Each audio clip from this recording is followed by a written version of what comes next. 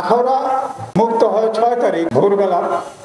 আর তার পূর্বে আখাউড়ার উত্তর পাশে আজমপুর নামক স্থান, যেটা আপনারা সবাই চেনেন, এই আজমপুর মুক্ত হয় 4 তারিখ, 4 ডিসেম্বর। আজকের দিবসটা সম্পর্কে নতুন প্রজন্ম অনেকেই হয়তো জানেন না। আজকের এই দিবসটা মুক্তিযোদ্ধাদের জন্য তৎকালীন সময় 1931 সনে অত্যন্ত গুরুত্বপূর্ণ দিন। আখাউড়া মুক্ত হয় 6 তারিখ ভোরবেলা। আর তার পূর্বে আখাউড়ার উত্তর পাশে আজমপুর নামক স্থান, যেটা আপনারা সবাই চেনেন, এই আজমপুর মুক্ত হয় 4 তারিখ, 4 ডিসেম্বর।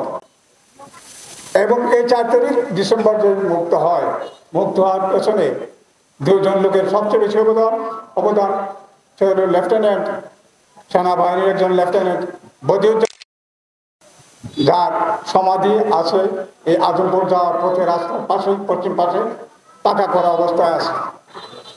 আর আখাউড়া মুক্ত দিবসের দিন আপনার আখাউড়া রাধানগর গ্রামের ছাত্র মুক্তিযোদ্ধা শহীদ আমির হোসেন শাহাদত বরণ করেন 5 তারিখ দিনগত রাত দেবগ্রাম এবং নয়াদিনের মধ্যবর্তী স্থানে উনি শাহাদত বরণ করেন। এই দিবসটাকে আমরা প্রতি বছরই আমরা চেয়ে বেশি আমাদের মুক্তিযোদ্ধা সন্তানরা এটা পালন করে, প্রশাসনের সাথে যোগসূত্র হয়ে প্রশাসন তাদেরকে সহযোগিতা করে, উদ্বুদ্ধ করে এবং এই দিনটাকে স্মরণ করে।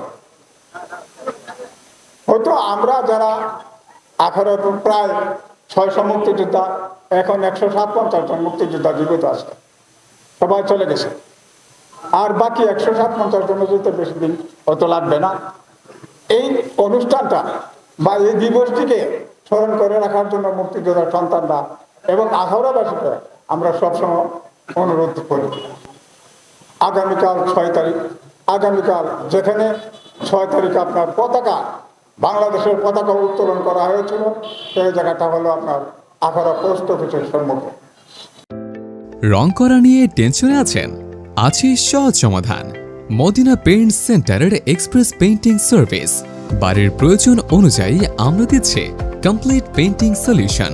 সঠিক রং, দক্ষ painter, perfect colour scheme, complete supervision. ঘর রং করার সকল সমাধান এখন এক জায়গায়। Madina paint centre, Yunus mansion, Lalbazar, Akhaura.